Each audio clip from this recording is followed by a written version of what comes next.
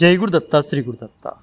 వనే రణే శత్రుజలాగ్నిమధ్యే మహార్ణవే పర్వతమస్తకే వా సుప్తం ప్రమత్తం విషమస్థితం వా రక్షంతి పుణ్యాని పురాకృతాని.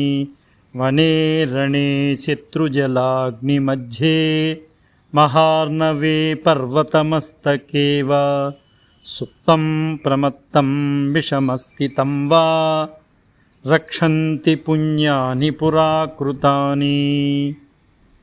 మనిషి అడవిలో ఉన్న, యుద్ధభూమిలో ఉన్న, శత్రువుల మధ్య ఉన్న, నీరు లేదా అగ్ని ప్రమాదాల మధ్య చిక్కుకుని ఉన్న, మహాసముద్రంలో ఉన్న లేదా పర్వత శిఖరం పైనున్న, గాఢ నిద్రలో ఉన్న, ప్రమాదంలో ఉన్న లేదా విషమ పరిస్థితుల్లో ఉన్న ఆ వ్యక్తి గతంలో చేసిన మంచి పనులే అతన్ని కాపాడతాయి. వాస్తవం అండి. చక్కగా మన సుభాషితకారులు చెప్పినటువంటి అంశం మాత్రం వాస్తవం అండి. మనిషి చేసుకున్నటువంటి పురాకృత పుణ్యం ఏదైతే ఉందో అవే కాపాడుతూ ఉంటాయి. నేను చాలా రెమెడీలు చేస్తున్నాను, నా పనులు అవ్వట్లేదు అంటే నువ్వు గతంలో చేసినటువంటి దుష్కర్మలకి ఇప్పుడు ఫలితం అనుభవిస్తున్నావు.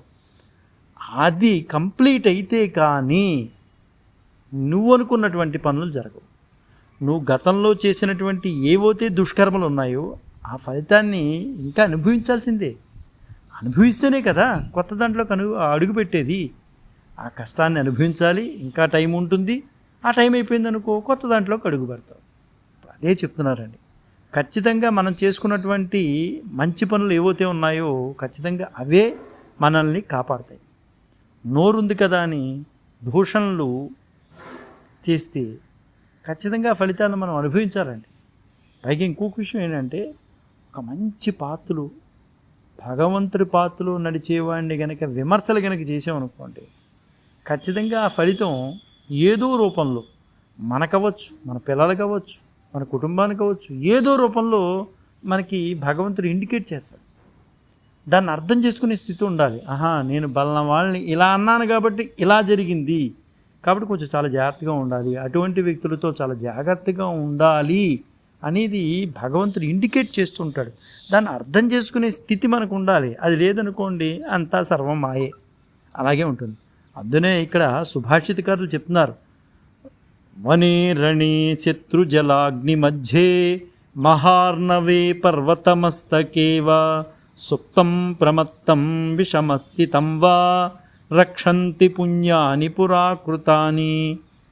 ఇలా వివిధ రూపాల్లో ఎలా ఉన్నా సరే కానీ అతను బయటపడాలంటే గతంలో చేసిన మంచి పనులే అతన్ని కాపాడతాయి. మరి అడ్డుపడుతున్నాయంటే అర్థం ఏంటి? గతంలో చేసిన పాపకర్మలు ఏవైతే ఉన్నాయో ఈ మంచి కర్మలు రాకుండా అడ్డుపడుతున్నాయి.